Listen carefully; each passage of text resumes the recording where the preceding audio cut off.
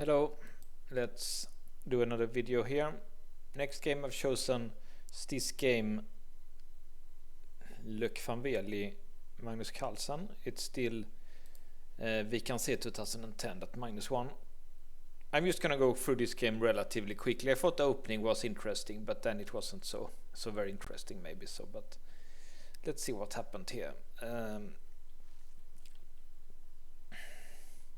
So they're playing the Queen's Gambit declined exchange variation.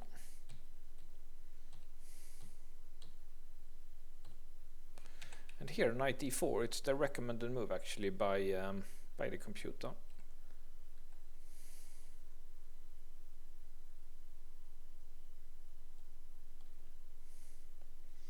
And I thought this move was a bit interesting, this knight bishop e4. More normal would have been maybe bishop f4. But this wins like a pawn, but black gets excellent compensation here. So I don't know if this is like a new idea by Magnus or what.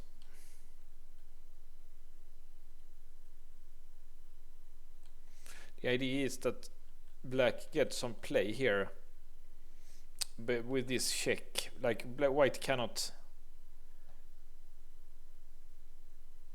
like you obviously can't go back here because of this, and if you do also this, then this, and there are some kind of play here, maybe winning back the pawn like this. Looks like main line goes something like this. The queen guards here.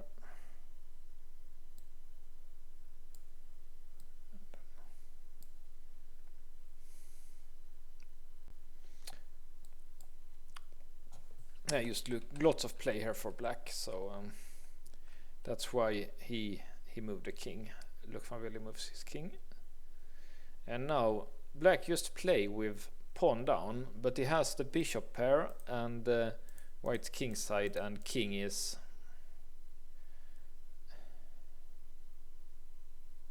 it's just badly placed. The king is badly placed here. It will take several moves, maybe g3 and the king here, but even then the white squares will be weak, and something like going with the king this and castle like this is just not optimal either. So see what happens.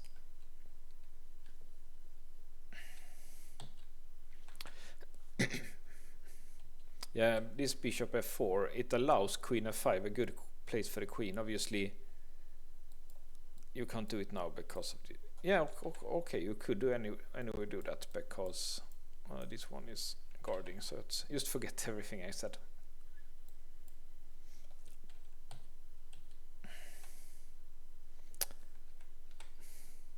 But maybe it was still better just to go back, because I didn't like white getting into that pin. That didn't look right at all. So probably knight c3 was better than bishop f4. Because now, like this knight, that's just a very annoying pin. Like he can defend it, but it's just bad for him to have to play knight fd2 here, and then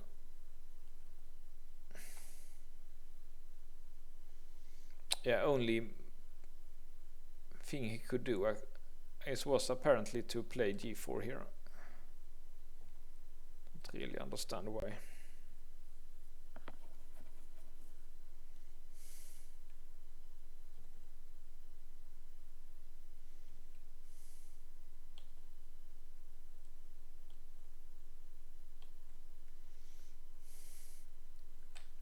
So tactics here.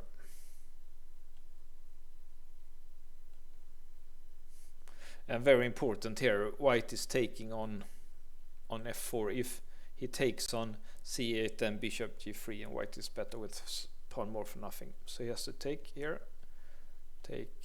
and interesting stuff here. Instead of taking back the knight is actually trapped, so he can go here first. So Magnus has gotten a much better endgame here as black.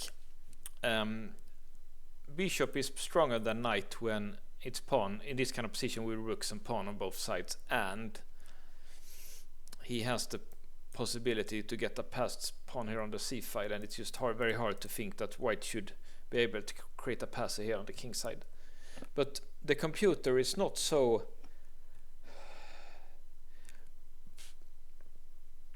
worried for white. He thinks that white can get some kind of play here, and that's also what's happened in the game. But I thought like Magnus probably would win this game, but the computer thinks that white has play here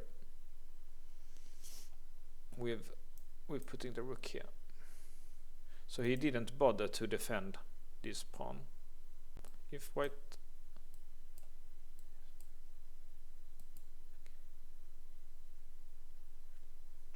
white gets an active rook here, so it's not so easy for black. So probably correct to take the pawn. Go back. Yeah, so there are technical problems here for black, how to like get out of his pieces.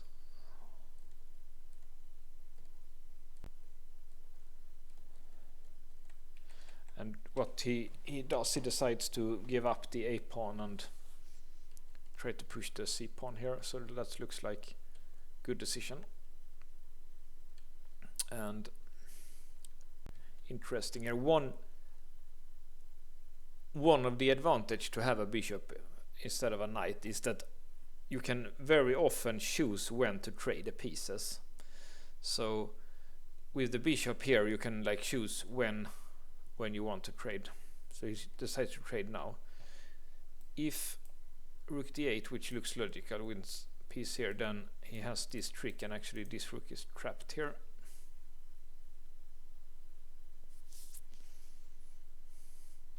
But there are still ways, like for example, there is this pin, and this exchange sacrifice, also interesting, and something like this should also, all of these should probably lead to a draw, so that's why he decides to take instead.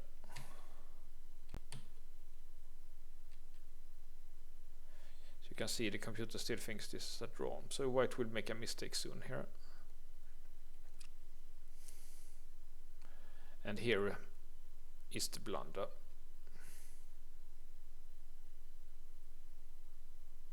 No, it's not a blunder yet. King g3. Yeah, now black is winning, but still, yeah, it was hard here for.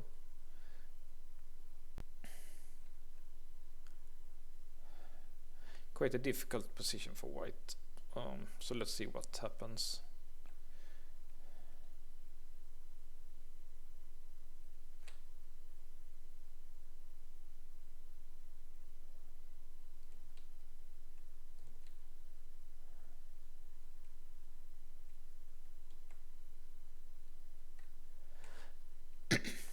Yeah, so one problem with king g3, it was that it allowed this, and white's plan here, it was of course to take here, and if black takes a new queen, then you can get the drawing checks here, but black can give a check, and it's no longer drawing checks because black's king will go here, and white can't check here. So that was why king g3 was bad. Also, often in the rook end games, you wants to keep the king either here or here because of tactical reasons like this, and also there might be other tactics. So like a good guideline is you want to keep the king on one of these two squares.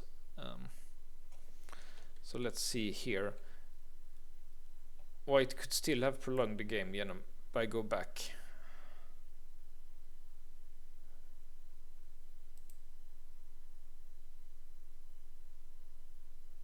This is also a smart move because white can't take here because he can take his new queen.